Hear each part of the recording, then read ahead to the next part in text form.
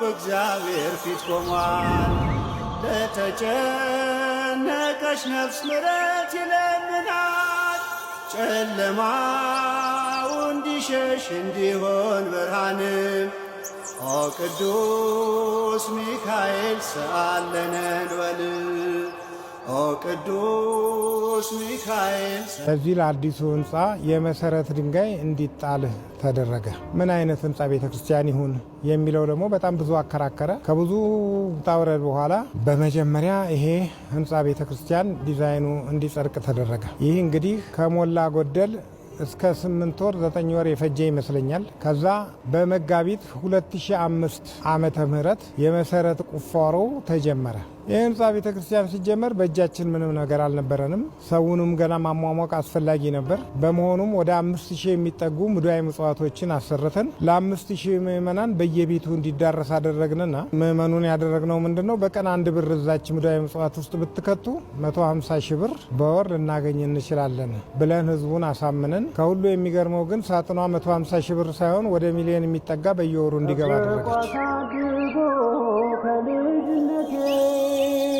አባት የሆነ ሚካኤል አባቴ ይለይብኛል ሚካኤል።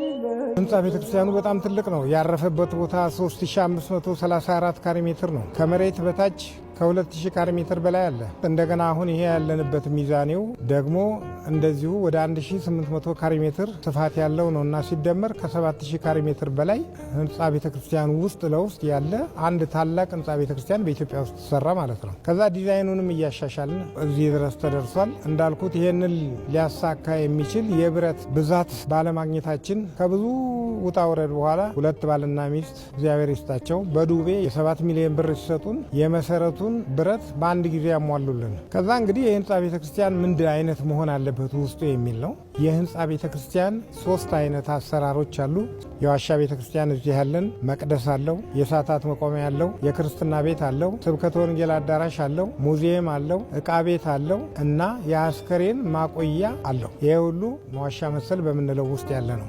መቅደሱ ውስጥም ያሉት የአባታችን የአቡነ ገብረ መንፈስ ቅዱስ ታቦት ነው ማለት ነው። ወደ ላይ ስንወጣና ከመሬቱ ጋር እኩል የሆነው 00 የምንለው ደግሞ ሰቀላ ወይንም ደግሞ ካቴድራል የሚባል ሙሉ በሙሉ ዘመኑን በዋጀ ቅርጽ የተሰራ ነው። ይሄ ሁለተኛው ሲሆን በዚህ መቅደሱ 3 መንበሮች አሉት፣ 3 ታቦታት አሉት እና ሙሉ በሙሉ ይሄ ቦታ የተዘጋጀው ለሚቆርቡ ሰዎች ብቻ ነው። እላይ ስንወጣ ደግሞ ክብ ቤተክርስቲያን እናገኛለን። መቅደሱን በመሃል አድርገን ዙሪያውን መዞር የሚያስችል ራሱን የቻለ ስፋት ያለው ቦታ አለ። ይሄ ደግሞ የክብ ቤተክርስቲያንን ቅርጽ ያሟላ ነው ማለት ነው።